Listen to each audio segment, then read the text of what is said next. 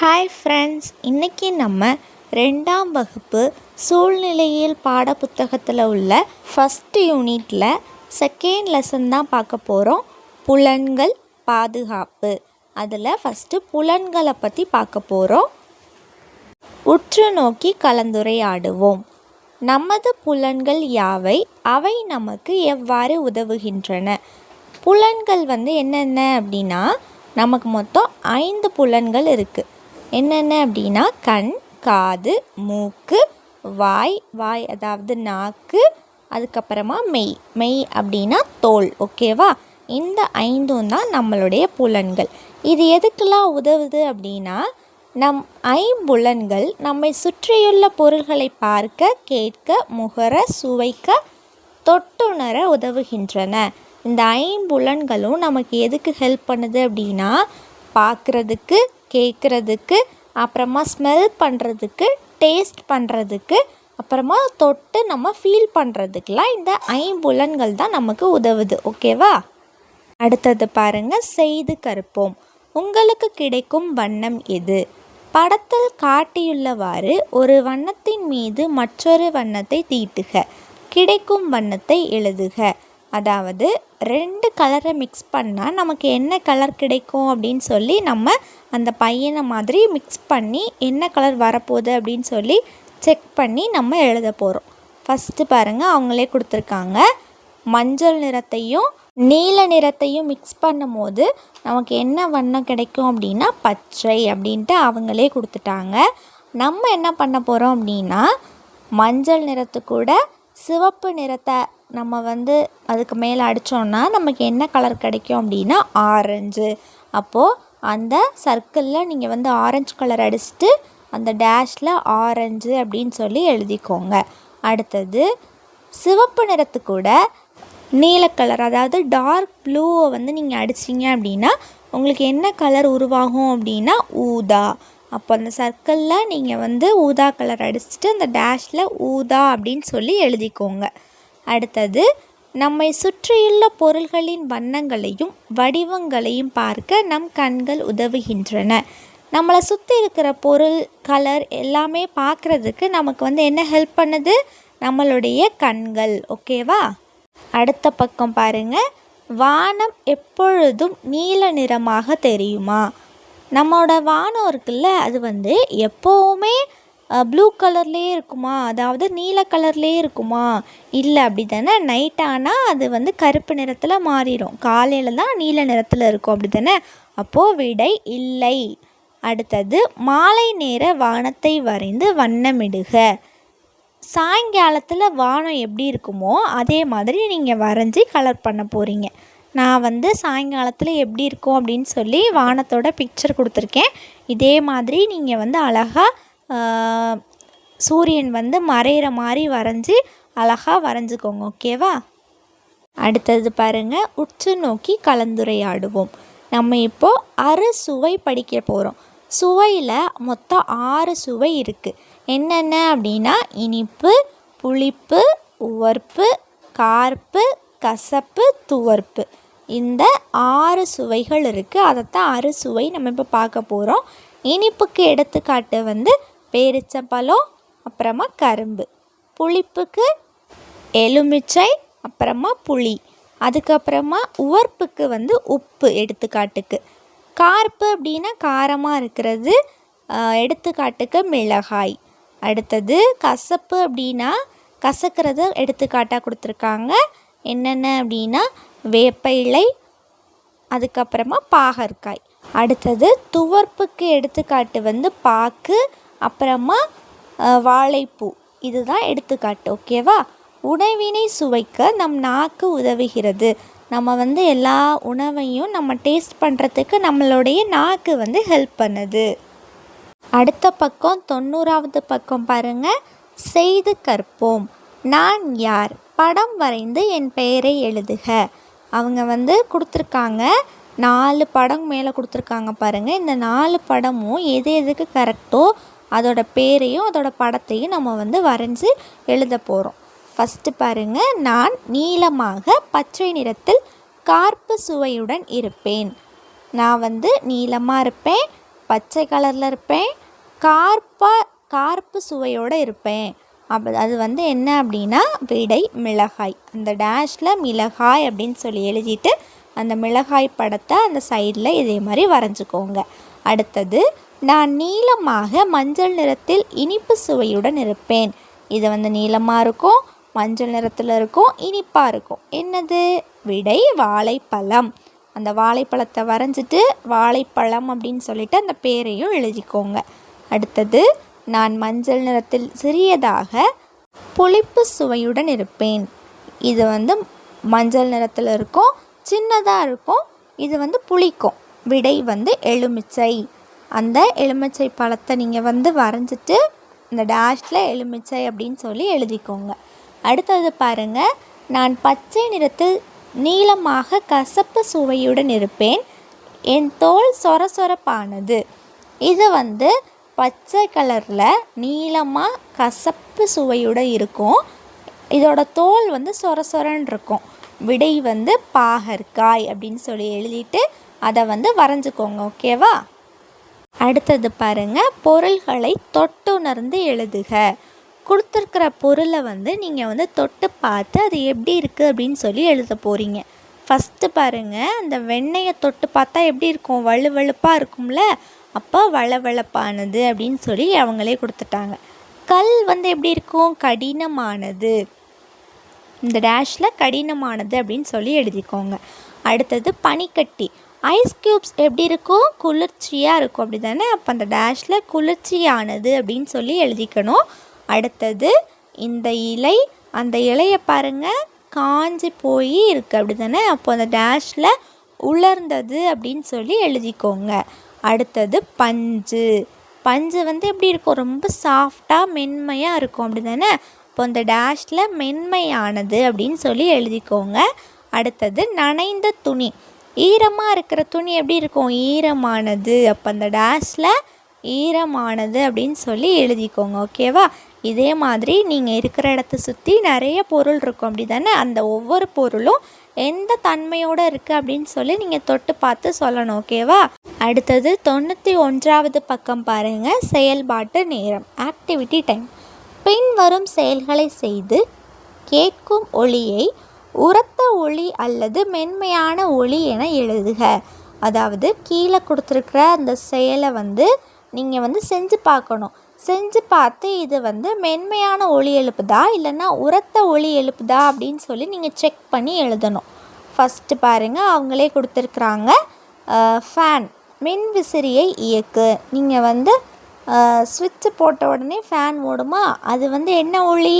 மென்மையான ஒலி அப்படின்னு சொல்லி கொடுத்துருக்காங்க. அடுத்தது, மணியை ஒலிக்க செய். நீங்கள் வந்து போய் பெல் அடித்து பார்த்தீங்கன்னா அது வந்து என்ன சவுண்டு? உரத்த ஒலி. அடுத்தது, கால்களை தட்டு. உங்களுடைய கால்களை நீங்கள் தட்டுனீங்க அப்படின்னா அது வந்து மென்மையான ஒலி. அடுத்தது, நாற்காலியை நகர்த்து. போய் ஒரு சேரை நகர்த்தி பாருங்கள், அது என்ன சவுண்டு?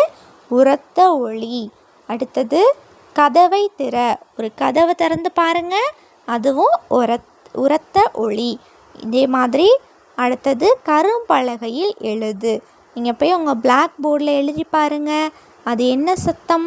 மென்மையான ஒலி. அடுத்தது, கைகளை தட்டு. உங்கள் கிளாப் பண்ணுங்க பார்க்கலாம், அது வந்து உரத்த ஒலி. இதே மாதிரி மென்மையான ஒலி என்னென்ன, உரத்த ஒலி என்னென்ன அப்படின்னு சொல்லி கரெக்டாக பார்த்து எழுதணும். மென்மையான ஒலி அப்படின்னா அதோடய சத்தம் வந்து மென்மையாக இருக்கும். உரத்த ஒலி அப்படின்னா அதோடய சத்தம் வந்து ரொம்ப பெரிய சத்தமாக உரத்த சத்தமாக இருக்கும். அது என்னென்ன சத்தம் அப்படின்னு சொல்லி நீங்கள் வந்து பார்த்து செக் பண்ணி எழுதணும். அடுத்தது, இந்த சைடில் பாருங்கள், நீங்கள் காலை பொழுதில் கேட்கும் ஒலிகள் யாவை? நீங்கள் காலையில் எந்திரிச்ச உடனே உங்களுக்கு வந்து எந்தெந்த சத்தம்லாம் நீங்கள் கேட்பீங்க? சேவல் கூவுறது, அப்புறமா பறவைகளோட சத்தம், இதெல்லாம் தான் நம்ம காலையில் கேட்கக்கூடிய சத்தங்கள். ஓகேவா? இந்த மாதிரி உரத்த சத்தம், மென்மையான சத்தம் இதெல்லாம் கேட்குறதுக்கு எது உதவுது நமக்கு? நம்மளுடைய காது. சரியா? அடுத்தது, நண்பர்களுடன் விளையாடுக. இப்போ வந்து ஒரு விளையாட்டு பாருங்கள். என்ன விளையாட்டு அப்படின்னா, நீங்கள் வந்து எல்லோரும் ரவுண்டாக நின்றுக்கணும். உங்களுடைய ஃப்ரெண்டு யாராச்சும் ஒருத்தரோட கண்ணை கட்டிடணும். மற்ற எல்லோரும் என்ன பண்ணணும் அப்படின்னா, ஒரு அனிமல் மாதிரி நீங்கள் வந்து சத்தம் போடணும். கண் கட்டியிருக்காங்கல்ல உங்களோட ஃப்ரெண்டு, அவங்க வந்து நீங்கள் எந்த சவுண்டு, எந்த அனிமலோட சவுண்டு வந்து நீங்கள் போடுறீங்க அப்படின்னு சொல்லி அதோட நேமையும், அது எந்த சவுண்ட்லேருந்து நீங்கள் வந்து கத்துறீங்க அப்படின்னு சொல்கிறதையும் அவங்க வந்து கண்டுபிடிக்கணும். இதே மாதிரி ஒருத்தராக விளையாடணும். ஓகேவா? அடுத்த பக்கம் பாருங்கள், 92. செய்து கற்போம். விருப்பத்தக்க மனத்திற்கு பச்சை வண்ணமும் விருப்பத்தகாத மனத்திற்கு சிவப்பு வண்ணமும் தீட்டுக.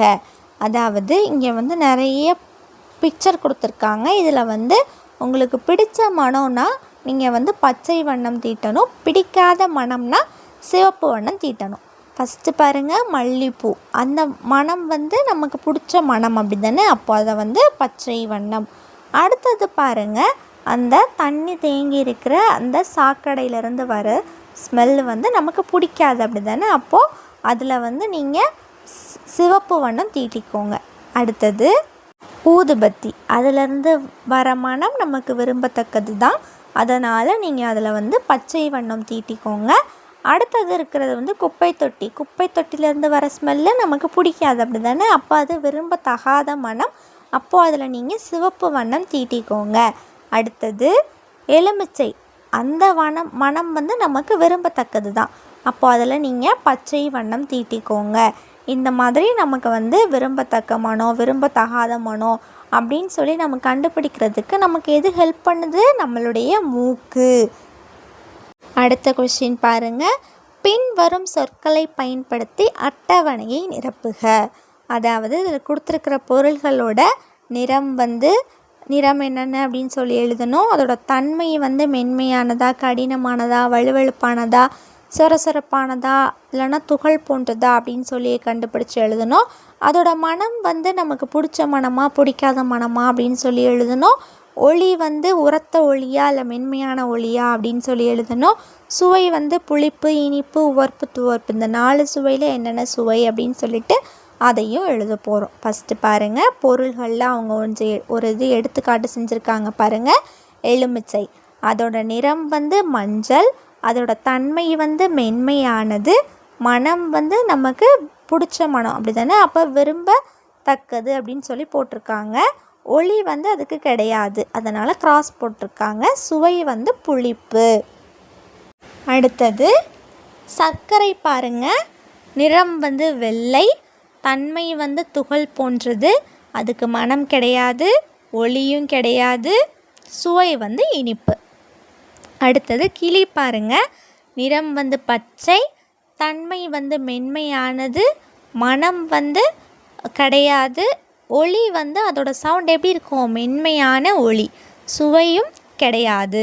அடுத்தது உப்பு பாருங்கள், நிறம் வெள்ளை, தன்மை வந்து சொரசொரப்பானது, மனம் வந்து கிடையாது, ஒளியும் கிடையாது, அதோட சுவை வந்து பார்த்திங்க அப்படின்னா உவர்ப்பு. அடுத்தது மணி, அதோட நிறம் வந்து பார்த்திங்கன்னா மஞ்சள் நிறத்தில் கொடுத்துருக்காங்க. அதோட தன்மை எப்படி இருக்குது? கடினமானது, அதுக்கு மனமும் கிடையாது, சுவையும் கிடையாது, ஒளி வந்து உரத்த ஒளி.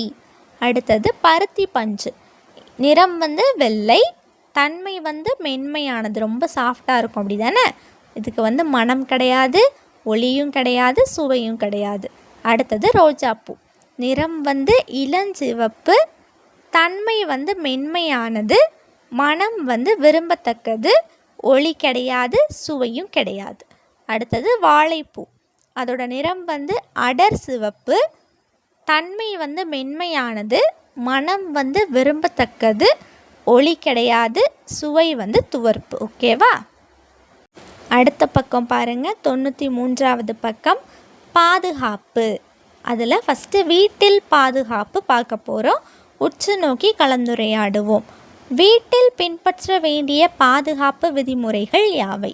கவினும் கனியும் அம்மாவுடன் வீட்டில் இருக்கிறார்கள். பாதுகாப்பில் ஃபஸ்ட்டு நம்ம இப்போ வீட்டில் பாதுகாப்பை பற்றி பார்க்க போகிறோம். நம்ம வீட்டில் வந்து என்னென்ன பாதுகாப்பு விதிமுறைகளை பின்பற்றணும் அதை தான் நம்ம அதில் படிக்க போகிறோம்.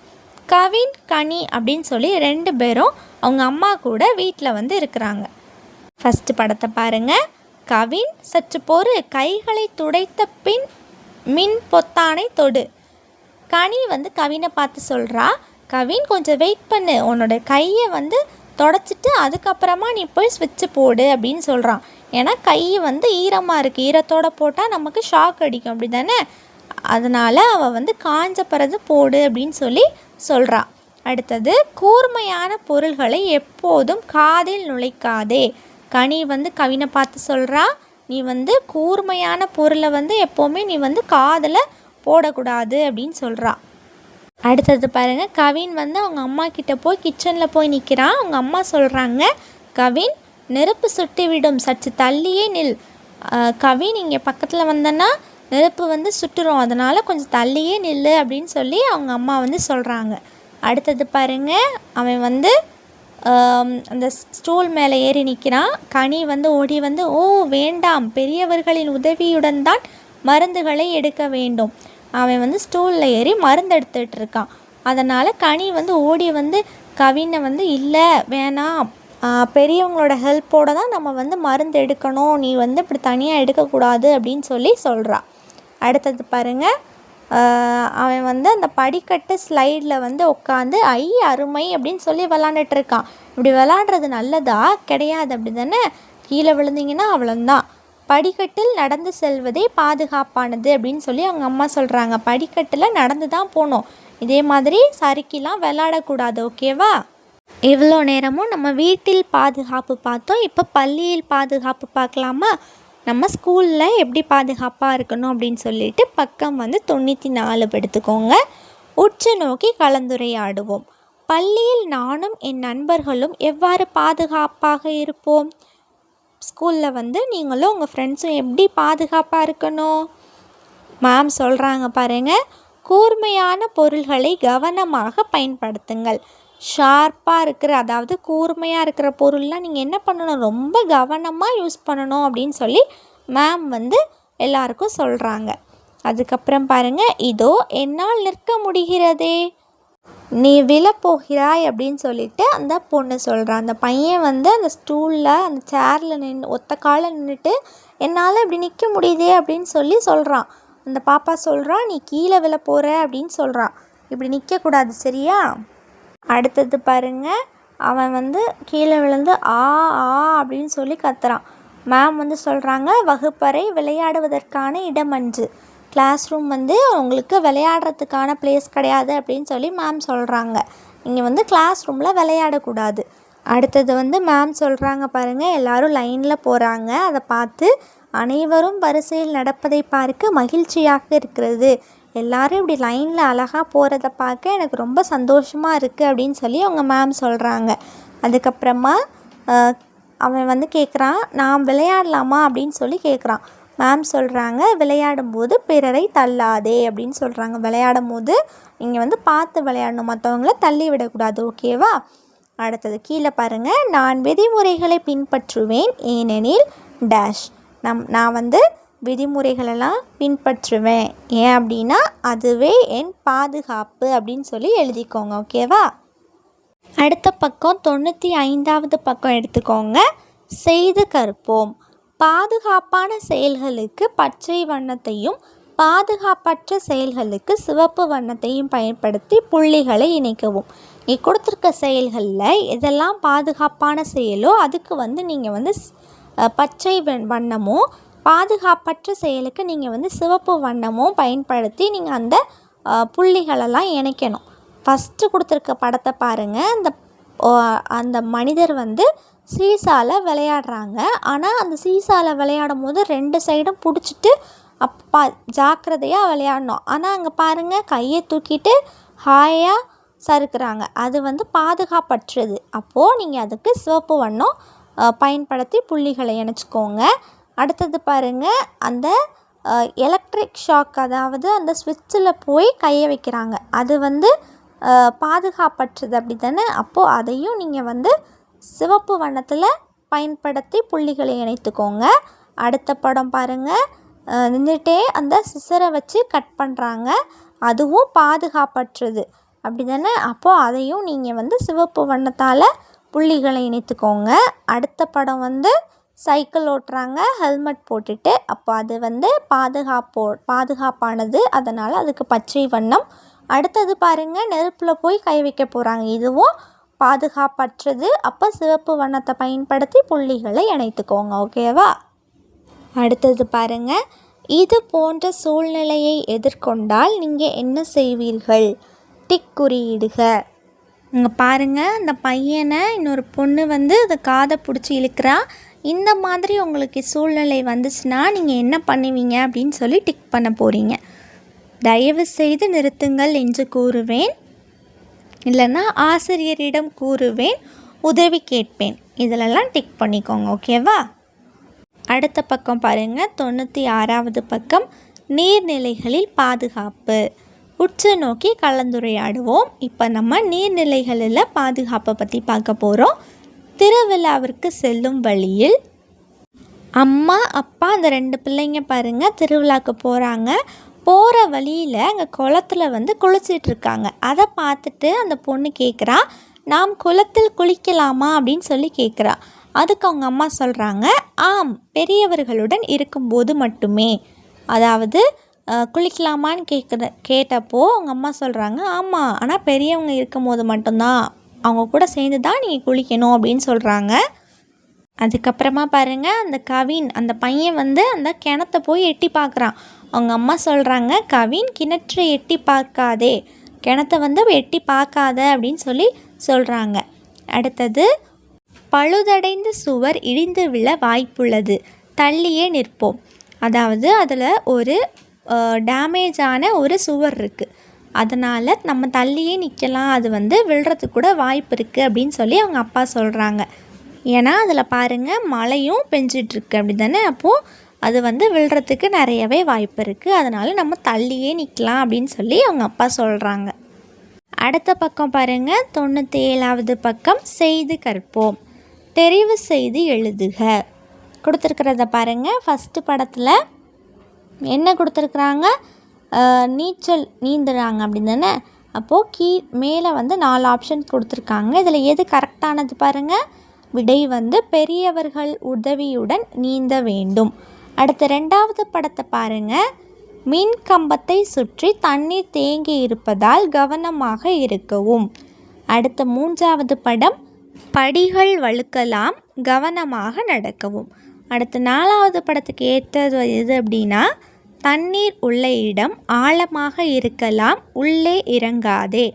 இதுதான் அந்த படத்துக்கு ஏற்ற சரியான தொடர். இதை வந்து நம்ம தேர்ந்தெடுத்து கரெக்டாக எழுதியிருக்கோம். ஓகேவா? அடுத்தது, சிந்தித்து உருவாக்குக. பட்டாசுகளை கையாள்வது குறித்த ஒரு பாதுகாப்பு சுவரொட்டியை உருவாக்குக. நம்ம வந்து பட்டாசு வெடிக்கும் போது நம்ம என்னென்ன பாதுகாப்பு முறைகளெல்லாம் கையாளணும் அப்படின்னு சொல்லி ஒரு சுவரொட்டியை வந்து உருவாக்க சொல்லியிருக்காங்க.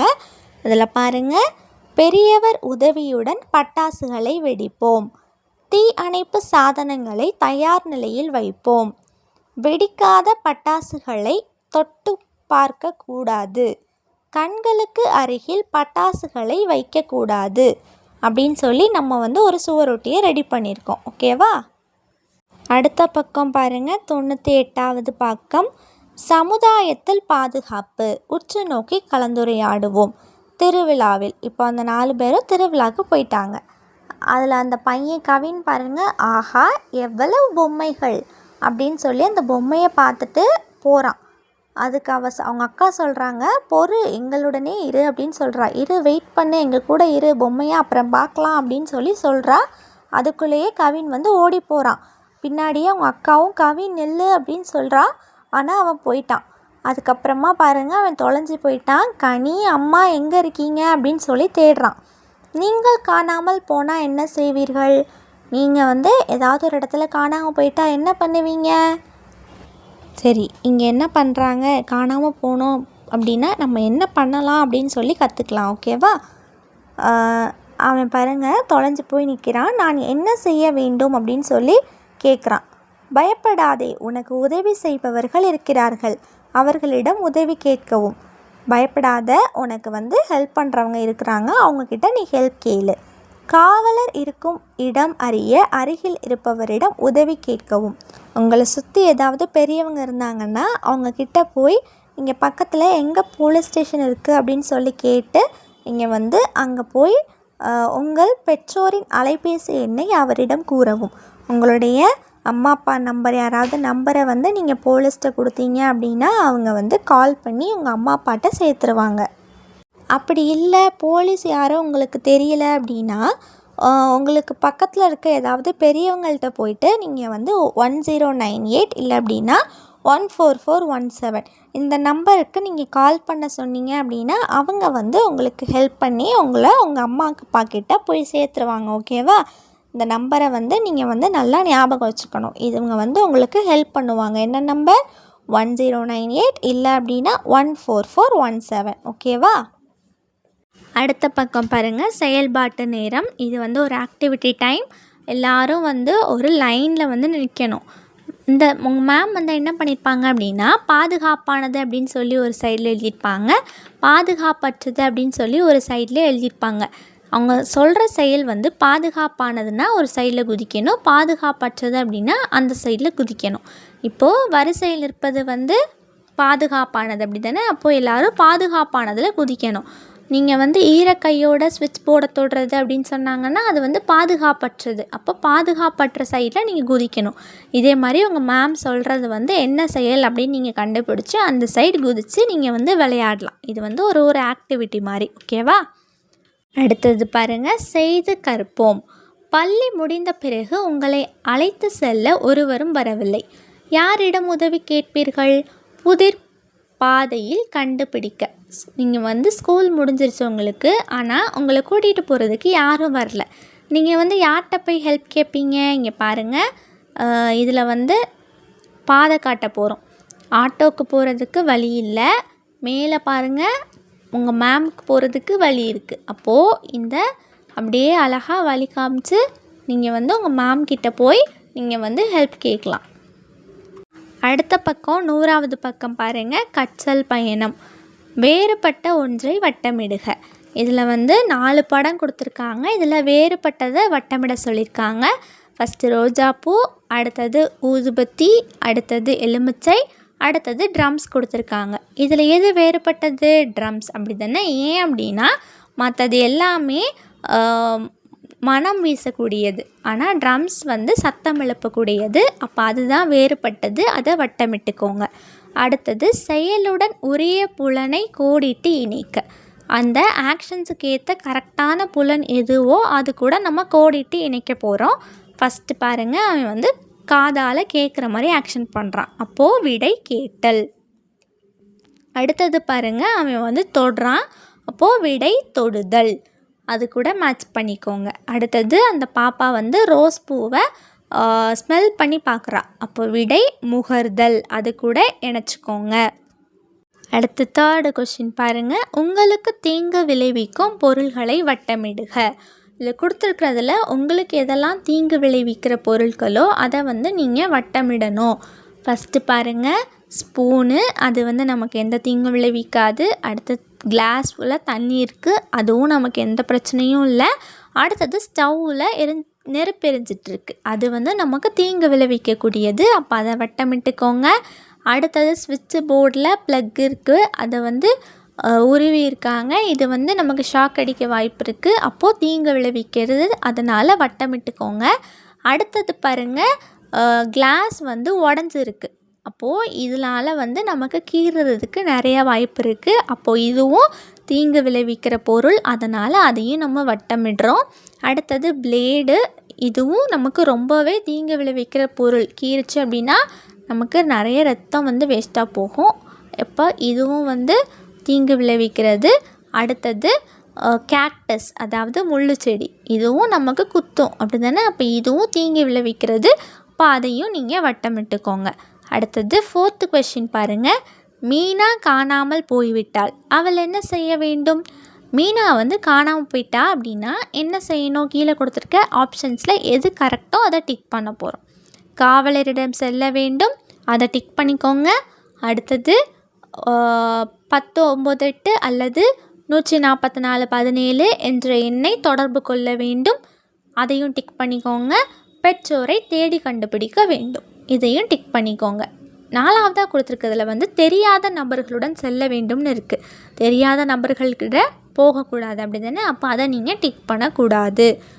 நான் கற்றவை, இந்த பாடத்தில் நம்ம கற்றதை இதில் கொடுத்துருக்காங்க. இதில் நீங்கள் வந்து உங்களுக்கு கற்றுக்கிட்டதை நீங்கள் வந்து ஸ்டார்க்கில் கலர் பண்ணிக்கோங்க. ஓகேவா? அடுத்த பக்கம் பாருங்கள், 101வது பக்கம். நானே செய்வேன்.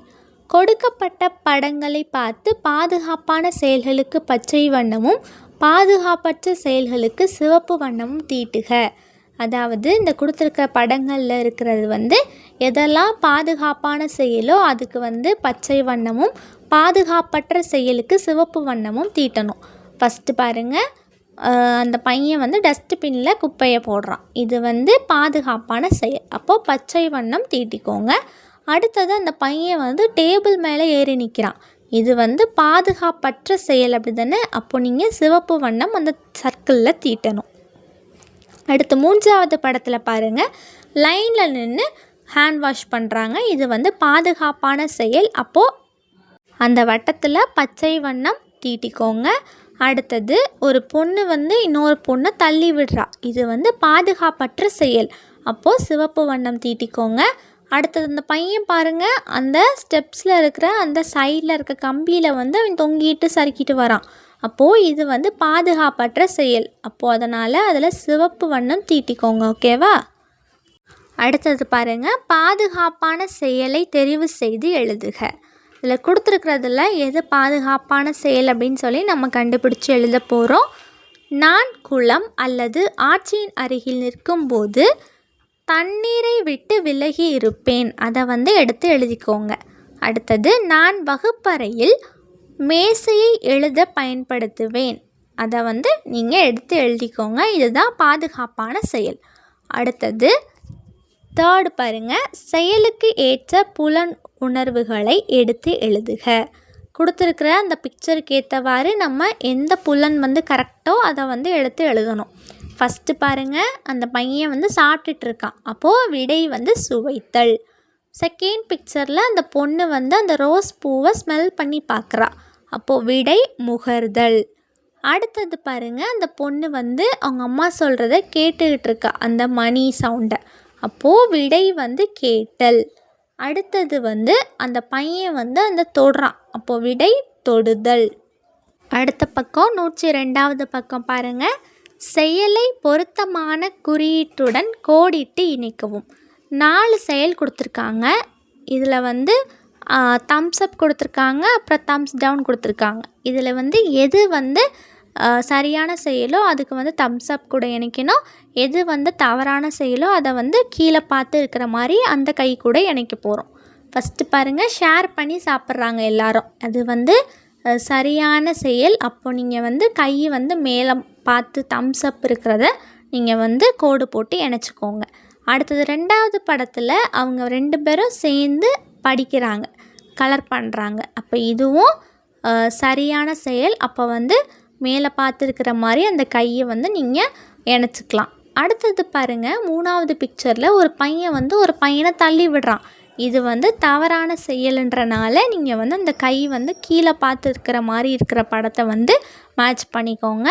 அடுத்து இருக்கிற போதும் விளையாடும் போது ஒரு பையனை கீழே தள்ளி விட்டு மற்றவங்களாம் சிரிக்கிறாங்க, இதுவும் தவறான செயல் அப்படின்றனால அந்த கை வந்து கீழே பார்த்து இருக்கிற மாதிரி இருக்குல்ல, அதில் வந்து மேட்ச் பண்ணிக்கோங்க. ஓகேவா? அடுத்தது 5th கொஷின் பாருங்கள், வாய்மொழி வினாக்கள். இது வந்து உங்களுக்கு ஒரு ஓரல் கொஷின்ஸ் தான். உங்கள் குடும்பத்தில் அன்றாட நிகழும் செயல்களை பகிரவும். அதாவது உங்கள் ஃபேமிலியில் டெய்லியும் நடக்கிற இன்சிடெண்ட்டை சொல்லியிருக்காங்க. என்னென்ன பண்ணுவீங்க? குளித்தல், பல் துலக்குதல், சமையல் செய்தல். அடுத்தது, தேங்கிய நீர் இருந்தால் அவ்விடத்தில் பாதுகாப்பாக இருக்க நீங்கள் என்ன செய்வீர்கள்? எங்கேயாவது தண்ணி தேங்கி இருந்துச்சுன்னா அங்கேருந்து உங்களை பாதுகாக்கிறதுக்கு நீங்கள் என்ன பண்ணுவீங்க? ஒதுங்கி செல்ல வேண்டும். அடுத்தது 6th பாருங்கள், செயல் திட்டம், ஆக்டிவிட்டி டைம். வீட்டிலிருந்து 2 உணவுப் பொருள்களை எடுத்து வரவும். நீங்கள் வந்து உங்கள் வீட்டிலேருந்து ஏதாவது 2 உணவுப் பொருள் எடுத்துகிட்டு வரணும். எடுத்துகிட்டு வந்துட்டு அந்த 2 பொருளை இதில் பேர் எழுதணும். அவை யாவை அப்படின்ட்டுருக்கு.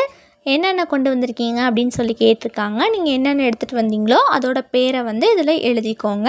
நான் வந்து கடலை மிட்டாய், காரச்சேவை எழுதியிருக்கேன். அடுத்தது அவற்றை பற்றி விளக்குக. நீங்கள் கொண்டு வந்த பொருள் 2 பொருள் பேர் எழுதிட்டு அதை பற்றி சொல்லியிருக்காங்க.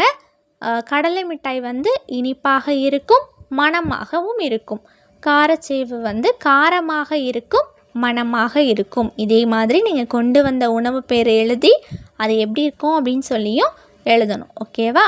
ஓகே ஃப்ரெண்ட்ஸ், இதே மாதிரி நிறைய வீடியோஸ் பார்க்க நம்ம சேனலை சப்ஸ்கிரைப் பண்ணிக்கோங்க. இந்த வீடியோ உங்களுக்கு பிடிச்சிருந்துச்சுன்னா லைக் பண்ணுங்கள், உங்கள் ஃப்ரெண்ட்ஸ்க்கும் ஷேர் பண்ணுங்கள். தேங்க்யூ.